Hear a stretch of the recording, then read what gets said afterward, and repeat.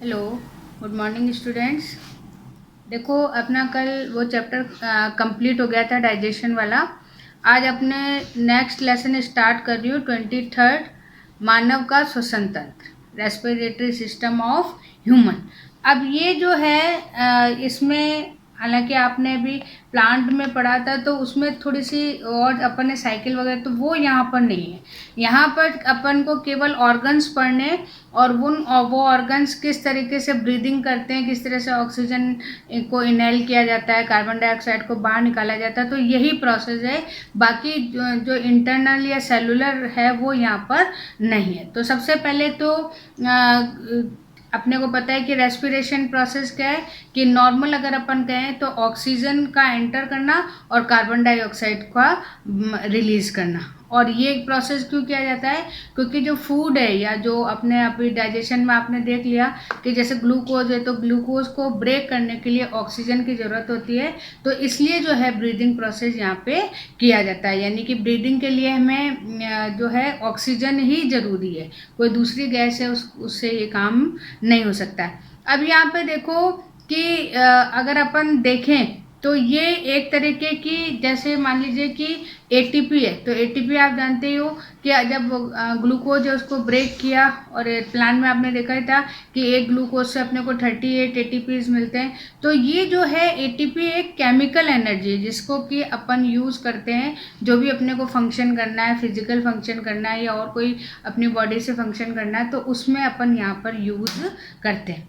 अब देखो सबसे पहले अब यहाँ पे टाइप्स हैं, तो दो तरीके की हैं, एक तो एक्सटर्नल और एक है इंटरनल। तो बाह्य श्वसन और आंतरिक श्वसन। तो बाह्य श्वसन क्या है, बाह्य श्वसन जैसे अपनी नोज है या जिसे नॉस्ट्रल बोलते हैं, तो उसमें ऑक्सीजन जा रही है और कार्बन डाइऑक्साइड, तो अपने को तो केवल यही दिखाई दे रही है, तो इसको अपन क्या बोल रहे हैं, बाह्य श्वसन। लेकिन फिर ये सेल के अंदर या कोशिका के अंदर जाके कैसे काम करती है, तो वो आपका किस में आएगा, इंटरनल में। तो सबसे पहले अपन एक्सटर्नल ले रहे हैं, तो एक्सटर्नल में ऑक्सीजन को ग्रहण किया जा रहा है और कार्बन डाइऑक्साइड को बाहर निकाला जा रहा है, तो इसी को हम क्या बोलते हैं, एक्सटर्नल रेस्पिरेशन। और ये नॉर्मल जो है गैस एक्सचेंज है, और इसको अपन चाहे ब्रीदिंग कर दें चाहे वेंटिलेशन कर दें, तो ये एक फिजिकल प्रोसेस एक तरह से आप बोल सकते हो। तो ये एक भौतिक क्रिया या फिजिकल प्रोसेस होता है। फिर उसके बाद में सेकंड इसका है इंटरनल या सेलुलर रेस्पिरेशन। अब इसमें जो ऑक्सीजन है वो ऑक्सीजन जो है पहुंच चुकी है, और पहुंचने के बाद में वो सेल के अंदर जाती है, और फिर सेल में जाने के बाद में वो ग्लूकोज को ब्रेक डाउन करती है। तो ये जो प्रोसेस है ये अपना क्या कहलाएगा, इंटरनल या सेलुलर। और इसको भी अपन ने दो में डिवाइड किया हुआ है, एरोबिक और एनएरोबिक। अगर ऑक्सीजन की ज़रूरत है तो हम कहलाएगा एरोबिक, और अगर ऑक्सीजन के बिना ही ग्लूकोज ब्रेक डाउन हो रहा है तो उसे अपन क्या बोलेंगे, अनॉक्सी या एनएरोबिक रेस्पिरेशन। तो ये जो है एरोबिक और एनएरोबिक ये भी आपने डिटेल में पढ़ लिया है, तो अब यहाँ पे ज़्यादा आपको दिक्कत नहीं आएगी। उसके बाद में फिर अपन देख रहे हैं कि जो ह्यूमन है उस ह्यूमन में कौन कौन से ऑर्गन हैं या पूरा, क्योंकि जैसे डाइजेस्टिव सिस्टम, ठीक है। तो यहाँ पे देखो अपने को देखना है कि किस तरीके से जो है ऑक्सीजन या जो, अब अपन यहाँ पे देखो ऑक्सीजन और कार्बन डाइऑक्साइड की बात नहीं करेंगे, अपन एयर की बात करेंगे, क्योंकि हमारे पास में ऐसा कोई भी फिल्टर नहीं है जो कि ऑक्सीजन को एंटर कराए। वो चीज़ कहाँ जाएगी, वो जाके लास्ट में होगी। लेकिन पहले अगर अपना जो नॉस्ट्रिल है या नेजल पैसेज है, नासा मार्ग है, तो उसमें एयर ही एंटर करेगी, और उससे जब लंग्स से आएगी तो वो भी क्या होगी, एयर। तो यहाँ पे किसका एक्सचेंज हो रहा है, एयर का एक्सचेंज हो रहा है।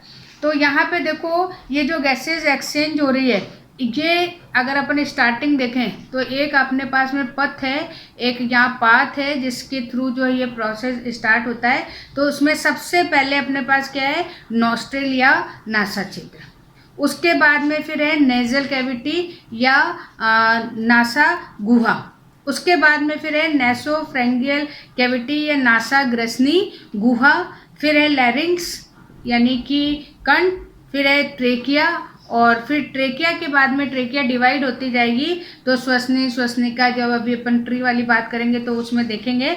तो यहाँ पे श्वसनी और फिर उसके बाद में ये लंग्स या फेफड़ों में एंटर कर जाती है। तो लाइन वाइज जो है यहाँ पर एयर एंटर यहाँ पर कर रही है। तो यहाँ पे ऑक्सीजन और कार्बन डाइऑक्साइड का कोई सेपरेशन नहीं हो रहा है, एयर ही एंटर कर रही है और एयर ही बाहर निकल रही है। तो यहाँ पे ये अगर आपका आता है पाथ, तो ये आप इस तरीके से नॉस्ट्रिल से लेके लंग्स तक इसका पथ या पाथ बताओगे।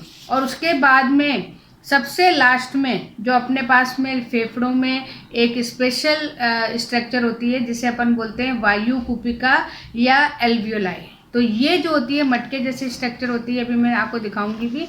तो ये जो है ये लास्ट है जिसमें कि गैस पहुंचती है या एयर पहुंचती है, और फिर जो है ब्लड की सहायता से, क्योंकि उसके चारों तरफ जो है ब्लड वेसल्स होते हैं, आर्टरी और वेन्स होती हैं या धमनी या सिराएं होती है, जिनकी सहायता से जो है ऑक्सीजन को ले लिया जाता है और बदले में कार्बन डाइऑक्साइड वहाँ पे रिलीज कर दी जाती है। तो ये प्रोसेस अभी अपन आगे पढ़ेंगे, अभी सिर्फ आपको ये देखना है। अब देखो अपन एक एक स्टार्ट करते हैं। सबसे पहले है नासा द्वार, या जिसे अपन नॉस्ट्रिल बोलते हैं, और ये आपको अपनी बॉडी पे दिखता है कि जो नाक है उस नाक में 2 छेद होते हैं।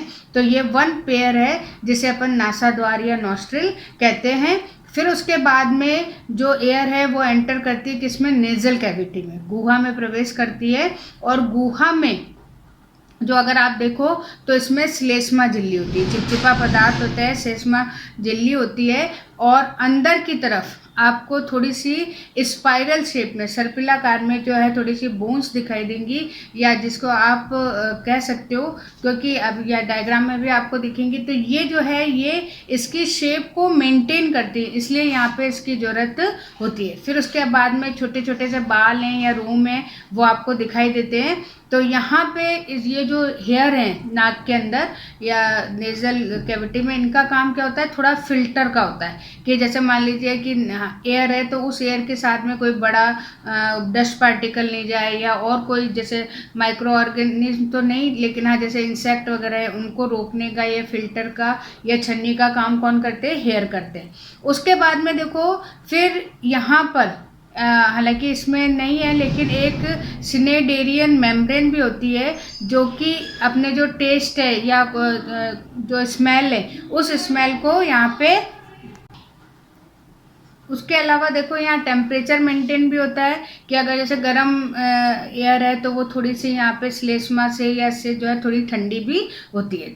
उसके बाद में यहाँ देखो फिर जो है इस पूरे पाथ में कुछ यहाँ पे बोन्स भी हैं, जो अभी अभी मैंने आपको बताई है कि स्पाइरल या सर्पिलाकार होती है। उसमें जो है प्री मैक्सिला है, नेजल है, मैक्सिला है और इथेमॉइड, तो ये आपको दिख भी रही है यहाँ पे। तो इस तरीके से यहाँ पे कुछ बोन्स भी होती है। तो ये नाम आपको जो है ढंग से यहाँ पे याद करने हैं। फिर उसके बाद में ये जो पाथ है या ये जो मार्ग है ये किस में जाके खुलता है, नेजोफेरिंक्स में। और ये जो नेजोफेरिंक्स है ये इससे आगे की तरफ अगर आप देखोगे तो यहाँ पे आपको क्या मिलेगा, लैरिंक्स। लैरिंक्स क्या होते हैं, लैरिंक्स होते हैं एक तरह से जो क्या कहना चाहिए, बोलने के लिए जो है हमारे यहाँ पे कंठ होता है और उससे जो है साउंड या ध्वनि उत्पन्न की जाती है। तो ये इस तरह की संरचना होती है। और ये किसकी बनी हुई होती है, ये कार्टिलेज की बनी होती है। यहाँ मैंने आपको डायग्राम में भी दिखा रही हूँ। तो ये थोड़ी सी त्रिभुजाकार संरचना होती है जो कि फेरिंक्स के तुरंत बाद यहाँ पर होती है।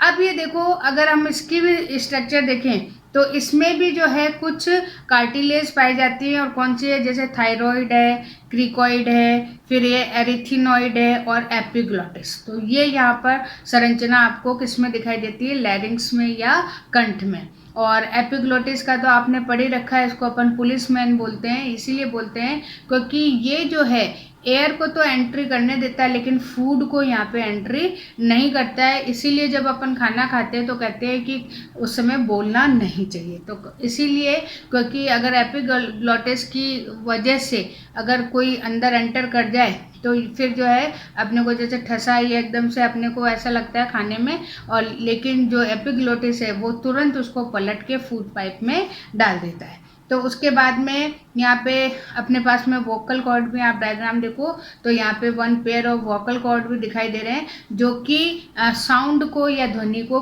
बनाने का या प्रोड्यूस करने का यहाँ पर काम करते हैं। अब देखो इसी में एक छोटा सा छिद्र है और उस छिद्र को हम क्या बोलते हैं, ग्लॉटिस। और इसी छिद्र से जो है ये कहाँ खुलती है, जाके आपकी ट्रेकिया में या श्वसन नली में। नेक्स्ट है अपने पास में ट्रेकिया या श्वसन नली। अब अगर अपन इसकी लेंथ जो सबसे बड़ी ट्यूब है यहाँ पे, और ये लगभग जितनी ये मान के चलो गर्दन लंबी होगी उतनी आपको दिखाई देगी, तो 12 सेंटीमीटर के आसपास ये लंबी एक ट्यूब टाइप स्ट्रक्चर है। और इस की जो स्ट्रक्चर है इसके आगे की तरफ अगर आप गले को टच करोगे तो यहाँ पे आपको थोड़ा सा उभार दिखाई देंगे। तो यहाँ पे सी शेप की, जो इंग्लिश वाला सी होता है, तो उस तरीके से यहाँ पे आपको कुछ उपास्थियाँ दिखाई देती हैं, कार्टिलेज दिखाई देती हैं। और उसका मेन, क्योंकि जो ट्यूब है ट्रेकिया वो तो क्या है, सॉफ्ट है, तो हो सकता है कि वो थोड़ी सी मुड़ जाए कर जाए, तो उसको प्रोटेक्शन देने के लिए यहाँ पे ये कार्टिलेज यहाँ पर उपस्थित होता है सी शेप का। फिर उसके बाद में इसके अंदर भी जो है म्यूकस सेल्स या श्लेष्मा कोशिकाएं होती हैं, और कुछ यहाँ पे भी बाल जैसी संरचनाएं पाई जाती हैं। जैसे कभी होता है ना, इरिटेशन हो जाता है या कोई चीज़ इस तरीके से आ जाती है, माइक्रो ऑर्गेनिज्म डेवलप हो जाते हैं, तो वो सारे जो हैं इनके थ्रू जो है यहाँ पर पास किए जाते हैं। फिर उसके बाद में अगर जैसे मान लीजिए कि कुछ माइक्रो ऑर्गेनिज्म या गंदगी है, तो वो यहाँ पर अगर पहुँच गया है, तो पहुँचने के बाद में जो श्लेष्मा है वो श्लेष्मा उसको मार देता है, और जिसे अपन बलगम या थूक कहते हैं, तो वो जो है वो उसी रूप में निकलता है, क्योंकि ये जो श्लेष्मा है ये श्लेष्मा इनको मार के जो है शरीर से या अपने मुंह से वापस से बाहर फेंक देता है। फिर उसके बाद में देखो अगला आता है फिर लंग्स। तो ये जो लंग्स हैं यहाँ पे आप देख भी रहे हो, डायग्राम में दिखा रही हूँ। तो यहाँ पे 1 पेयर है, 2 हैं यहाँ पे, और यहाँ पे जो राइट वाला लंग्स है वो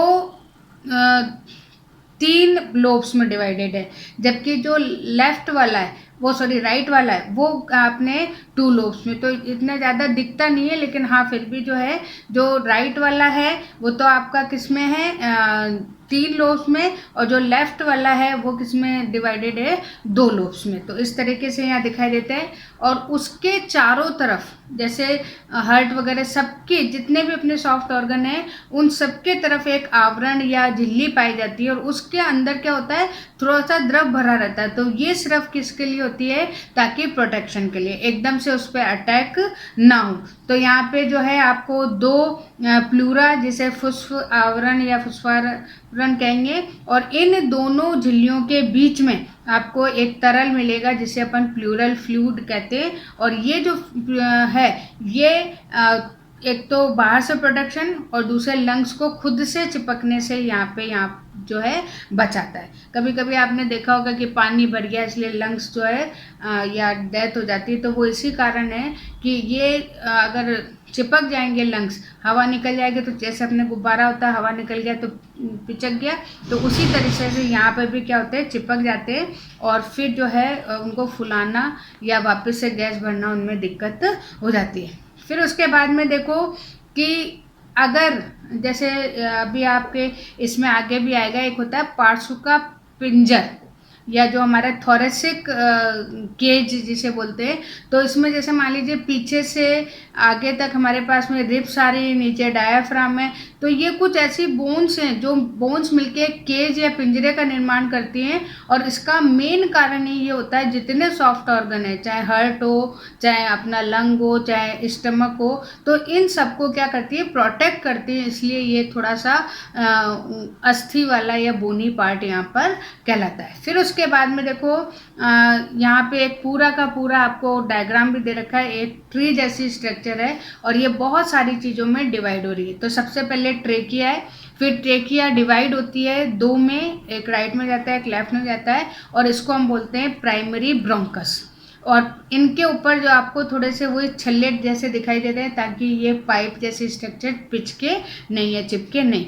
फिर उसके बाद में जो प्राइमरी ब्रंकस है वो डिवाइड होगा 2 में, और ये बनेंगे जो आपके सेकेंडरी ब्रोंकस में। फिर उसके बाद में सेकेंडरी के बाद में फिर ये टर्सरी में जाएंगे, और फिर ये कहलाएंगे ब्रंकियल। फिर ब्रंक है वो और भी डिवाइडेड होती जाएगी, और लास्ट में जाके एक मटके जैसी या पिक्चर जैसी स्ट्रक्चर बनेगी, जिसे हम एल्यूविलाई या वायु कूपिका कहेंगे। तो इस तरीके से जो है इसकी पूरी की पूरी ब्रांचेज यहाँ पर आपको दिखाई देगी। अब ये मान के चलिए कि दोनों लंग्स में अगर हम इसकी टोटल देखें तो 60 करोड़ जो है आपकी वायु कूपिकाएँ हैं वो उपस्थित होती हैं।